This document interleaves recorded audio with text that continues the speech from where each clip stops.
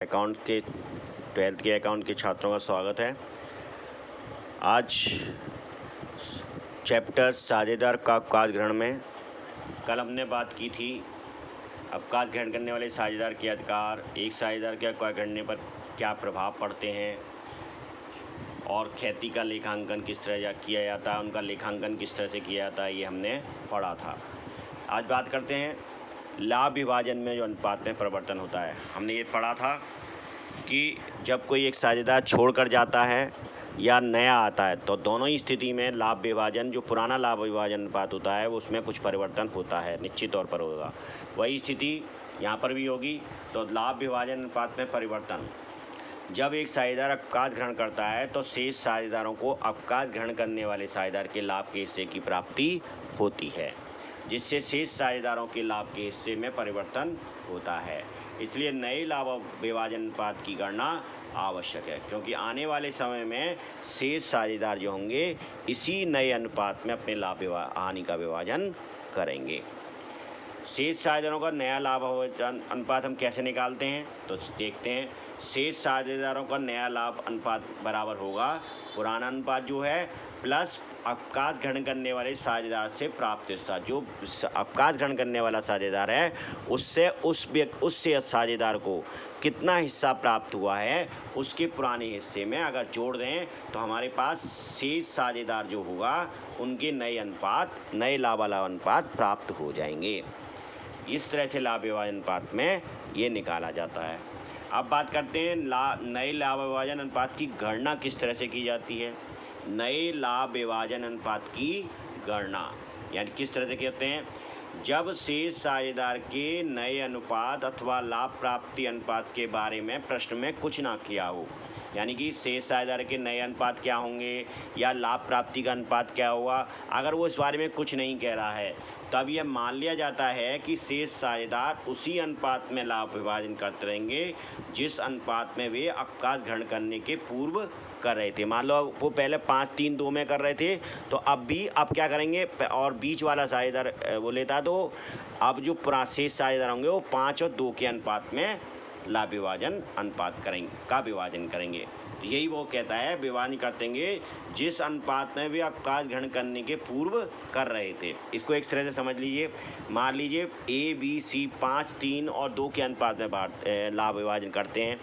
B चला जाता है, रिटायरमेंट हो लेता है, अवकाश ग्रहण कर लेता है, तो बी का कितना इतना था 3, क्योंकि 5, 3, 2, 5 हिस्सा 1 का था, 3 हिस्सा 2 का था और 2 का हिस्सा सी का था। बी अवकाश ग्रहण कर लेता है। तो ऐसी स्थिति में 2 साझेदार बचते हैं, ए और सी। ए का पहले कितना लेता था 5 और बी सी कितना लेता था 2। तो 5 और 2 के अनुपात में वो विभाजन करते रहेंगे जब प्रश्न में कोई इस बारे में कुछ भी ना कहा गया हो तब। इसका अर्थ यह है कि शेष साझेदार पुराने अनुपात में अवकाश ग्रहण करने वाले साझेदार के हिस्से का को पुराने अनुपात में क्रय कर हिस्से के हिस्से को उनके पुराने अनुपात में क्रय कर लेते हैं। दूसरी स्थिति क्या हो सकती है, जब एक साझेदार अवकाश ग्रहण करने वाले साझेदार का संपूर्ण हिस्सा ले लेता है। जब जो साझेदार अवकाश ग्रहण करने वाला कर रहा है उस साझेदार के लाभ का सारा हिस्सा कोई एक साझेदार ले लेता है, संपूर्ण प्राप्त कर लेता है, तो उसके लिए बदले में क्या देगा, उसे पैसा देकर उसके लाभ का हिस्सा अगर प्राप्त कर लेता है तब ये स्थिति हो सकती है। एक स्थिति ये हो सकती है। जब तीसरी स्थिति क्या हो सकती है, जब से साझेदार अवकाश ग्रहण करने वाले साझेदार के हिस्से की किसी विशेष अनुपात में खरीद ले। जब शेष साझेदार जो होते हैं वो किसी विशेष अनुपात में जो वो विशेष अनुपात जो दिया वो प्रश्न में दिया हुआ होगा, अगर दिए हुए के अनुपात में अगर वो क्रय कर लेता है तो उसके अनुसार लाभ विभाजन अनुपात की गणना की जाएगी। एक सवाल इन कुछ एग्जाम्पल इसमें करके देखते हैं तो आपको समझ में आएगा। देखिए, ए और बी और सी फर्म के 3 साझेदार हैं, 5-4 के अनुपात में लाभ हानि विभाजन करते हैं।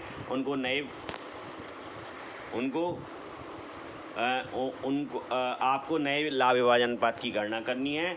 तीनों ही परिस्थिति, यदि ए अवकाश ग्रहण करता है तब, बी अवकाश ग्रहण करता है तब और सी अवकाश ग्रहण करता है तब। ए बी सी का पुराना अनुपात क्या है 5-4-1। यदि ए अवकाश ग्रहण करता है तो यहाँ उसने कोई नया अनुपात नहीं दे रखा है, इसका मतलब हम क्या करेंगे, पहला वाला फार्मूला अपनाएंगे, यानी कि ए अपवाद ग्रहण करता है तो बी सी का क्या बचा, 5 4 1 में से बी ए का हटा दिया तो 5 4 1 बचा, तो यानी कि वो 4 1 के अनुपात में।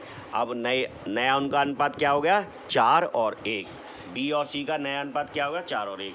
इसी तरह अगर अवकाश बी ग्रहण करता है तो क्या होगा, बी 5 4 1 में से 4 चला गया, इसका मतलब 5 और 1 के अनुपात में ए और सी लाभ हानि का विभाजन करेंगे।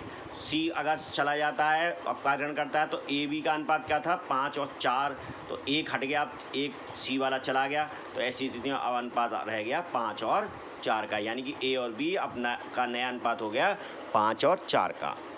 इसी तरह जब एक साझेदार अपवाद ग्रहण करने वाले साझेदार का संपूर्ण हिस्सा क्रय कर लेता है, जब एक साझेदार अपवाद ग्रहण करने वाले साझेदार का संपूर्ण हिस्सा क्रय कर लेता है तो केवल क्रय करने वाले साझेदार के लाभार्जन अनुपात में वृद्धि होगी, अन्य साझेदारों के अनुपात में कोई परिवर्तन नहीं होगा। यहाँ ध्यान रखने वाली है, जिस व्यक्ति ने पुराने जो गया है पुराने साझेदार का हिस्सा खरीदा है उसके लाभ अनुपात में ही परिवर्तन होगा, अन्य किसी शेष साझेदार के अनुपात में परिवर्तन नहीं होगा। यहाँ ये ध्यान रखने वाली बात है।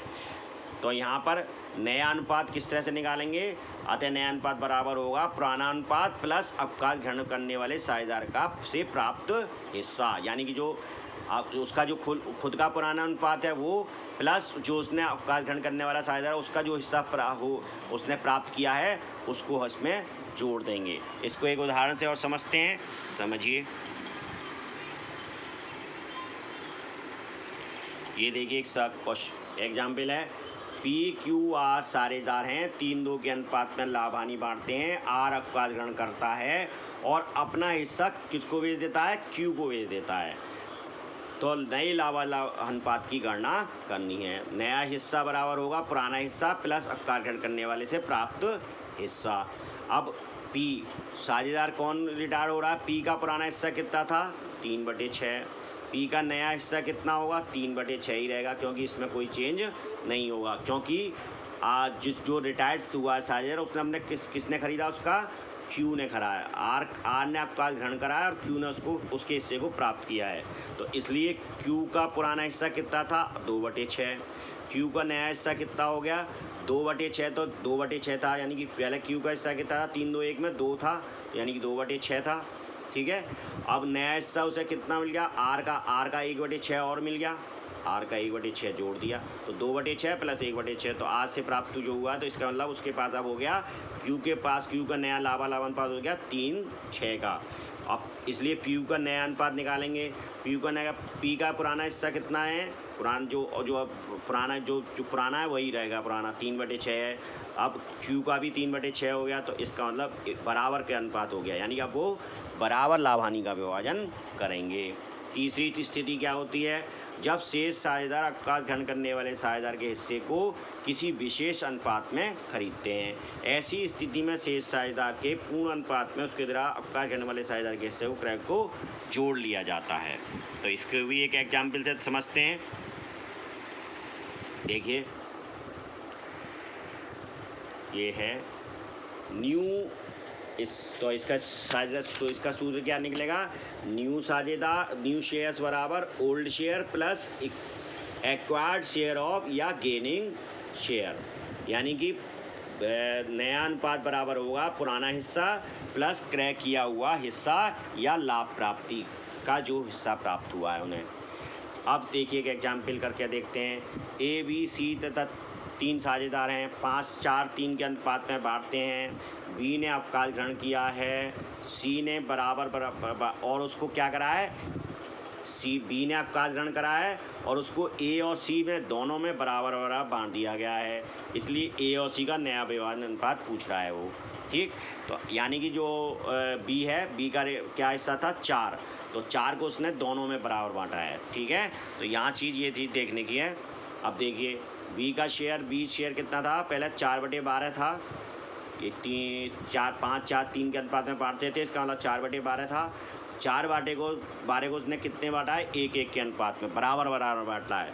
तो ए ने कितना गेन किया होगा, उसको ए को पहले कितना मिलता था, 1/2 ऑफ 4/12 का, यानी कि आधा हिस्सा मिला होगा 4/12 का, तो इसका मतलब 2/12 ए को मिला।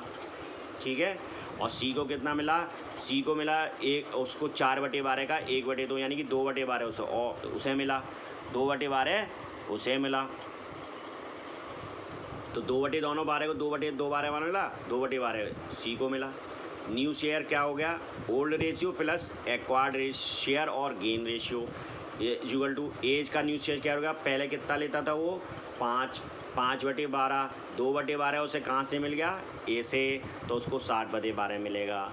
सी का क्या स्थिति थी, सी को मिलता था पहले 3/12, 2/12 उसे ए से मिल गया, इसका मतलब उसे मिलेगा 5/12, तो नया रेशियो निकल के आया 7 और 5 का, यानी कि ए का 7 और सी का 5, इस तरह से ये निकल गया।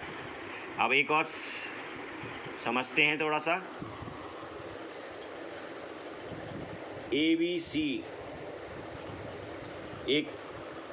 सी साझेदार हैं जो क्रमशः 1/2, 3/2 और 1/8 के अनुपात में बांट रहे हैं, ठीक है। अब क्या कहता है ये,